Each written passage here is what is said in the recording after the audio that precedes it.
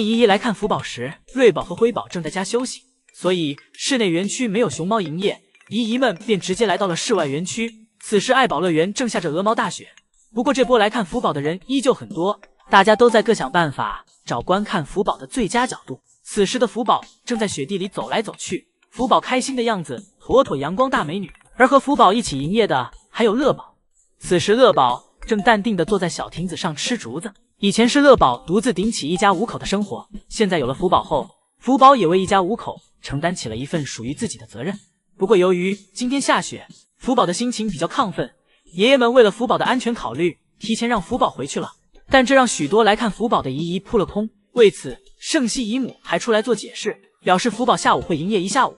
而等姨姨第2次排队回来时，爱宝便带姐妹俩出来营业了。此时瑞宝和辉宝正打得不可开交，而爱宝则在另一旁的小亭子上淡定的干饭。辉宝挡着瑞宝，不想让瑞宝爬上来。瑞宝假装咬辉宝的脚丫，辉宝吓得急忙向后撤去，瑞宝这才趁机爬上来。爬上来的瑞宝咬着辉宝的脖领子，问辉宝为啥不想让自己上来。现在的辉宝不再是刚出门时那个唯唯诺诺的小熊了，逐渐对瑞宝产生压倒性压制。直到一会爱宝路过小滑梯，来到饮水盆旁喝水，姐妹俩这才停止了打闹。早上福宝被爱宝下床的动作强行叫醒，福宝360度打了个转，从床上掉了下来。就这样，福宝懵逼的跟着爱宝出了门。为了让自己清醒一下，福宝先给自己挂在树上来了个倒立。爱宝担心福宝的安全，急忙过来将福宝喊下来。谁成想福宝下来的时候还打了爱宝2下。福宝下来后，爱宝就给了他一顿胖揍，走到哪打到哪，还将福宝推进了水池里。福宝本想来个反击，结果一下子扑空了，尴尬的赶忙躲在了树后面藏了起来。之后福宝又来和妈妈抢吊床，此时爱宝并不想让给福宝，因为自己还没玩够呢。被福宝折腾了一早上的爱宝已经没力气了，爬到了树上开始休息。而此时的福宝并没有感觉到累，他正坐在爱宝的位置上吃起了竹子。爱宝醒来后打算从树上下来，下到一半发现自己腿太短，这一下尴尬了，下不去了。之后又重新爬回去，从另一边下。爱宝感觉自己丢了熊的脸，跑到福宝身边发泄怒气。爱宝发泄完后，母子俩开始进食。这时爱宝又感觉福宝手上的竹子更好吃，爱宝果断去抢，但福宝也并不想给爱宝。2只熊一熊一头啃了起来，但福宝一个晃神，让爱宝抢了过去。福宝缓过神来再去抢时，已经为时已晚，母女俩互不相让，谁都不惯着谁。爱宝甚至还想再给福宝来一脚，就连最后爱宝想回家，但福宝不想回，俩熊也得打一架，但福宝就是不回去。最后爱宝只能自己回了家。这时福宝还在悠哉的躺在亭子上吃东西，结果不一会儿爱宝回来了。爱宝担心福宝的安全，还是想把福宝叫回家。福宝经不住爱宝的宠溺，屁颠儿屁颠儿的跟着爱宝回去了。回到家后，爱宝已经精疲力尽，趴在地上睡了起来。今天是福宝和妈妈爱宝分开睡的第1天，晚上江爷爷来到房间进行观察，看看福宝会不会出现应激行为。江爷爷先来到了乐宝女婿的房间，而此时的女婿2眼一闭，已经开始了呼呼大睡。当来到福宝的房间时，福宝正试图用声音叫醒住在旁边的爱宝。显然福宝这时有些焦虑。福宝在听到爷爷的呼唤声后走了过来，爷爷耐心安慰着福宝，福宝也渐渐平静了下来。而此时的爱宝也已经进入了梦乡，没有福宝在旁边捣蛋，爱宝睡得也早了许多。当江爷爷再次来到福宝房间时，福宝已经躺在自己的小床上睡着了。江爷爷感叹道：福宝真的长大了。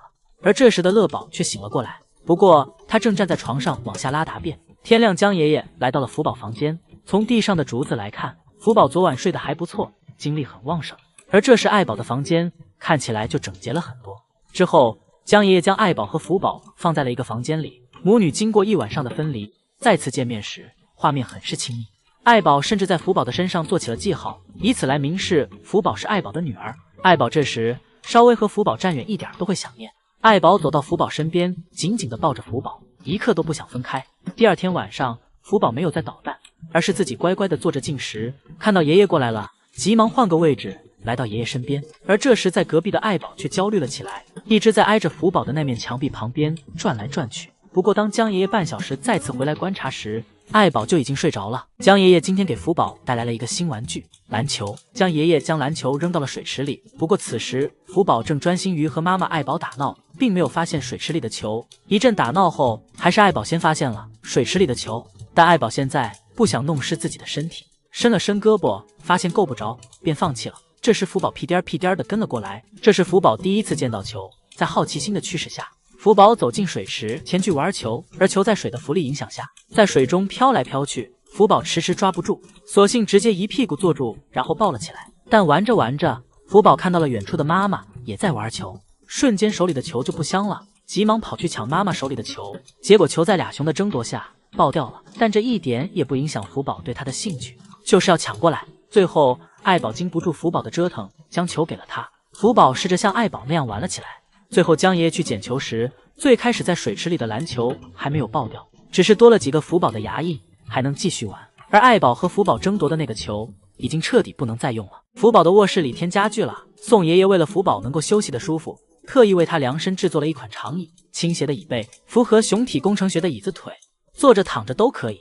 福宝回到房间，看着面前的新椅子，产生了强烈的好奇心，甚至还看了看周围，确认了一下自己有没有走错房间。确认是自己的房间后，便开始了对长椅的深入研究，先闻闻气味，再舔一口尝尝，排除了能吃的可能性。福宝第一次拥有自己的椅子，显然有些不太适应，看听闻爬都干了一遍，就是没有坐的想法。他甚至觉得自己的饮水盆坐起来更舒服一些。而宋爷爷一直在旁边劝说引导他，但结果依然不符合宋爷爷的预想。之后宋爷爷将椅子搬到了室外，当椅子放到室外后，福宝终于打开了椅子的正确使用方式，坐上来就不想再起来了。之后宋爷爷又在椅子上刻上了福宝的名字，看着福宝在上面吃竹子的样子，很是惬意。身后是潺潺的瀑布流水声，旁边是遮阳的大树，坐在椅子上享受着迎面吹来的春风。坐累了还可以爬到旁边的床上晒会儿太阳浴，渴了就去旁边的小瀑布喝点水，吃饱喝足还能爬个树消消食儿。福宝的生活就是这么朴实无华。制造小能手宋爷爷今天打算为爱宝和福宝制作一个竹子版的圣诞树。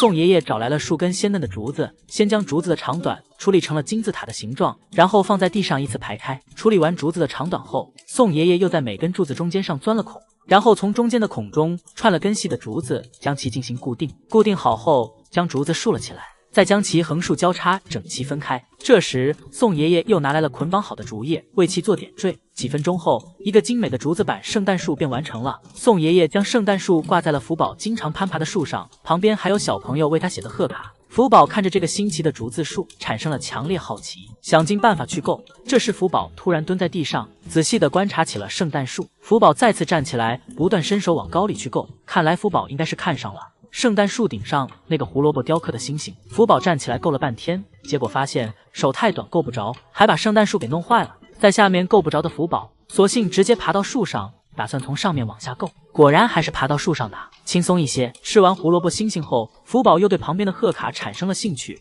开始对其进行撕咬破坏。此时的宋爷爷并没有制止福宝，甚至鼓励他，让他尽情的霍霍。因为宋爷爷知道福宝的性格，所以当时直接准备了2个圣诞树，而另外一个现在已经在爱宝的房间里了。爱宝对竹子版的圣诞树同样拥有着强烈好奇，上来就先咬了一口。不过慢慢的，爱宝也开始对上面贺卡产生了兴趣，想尝尝贺卡的味道。还好宋爷爷早就猜想到福宝和爱宝会对卡片感兴趣，所以小朋友们在绘画时使用的颜料都换成了可食用的色素。可以看出宋爷爷的心真的很细。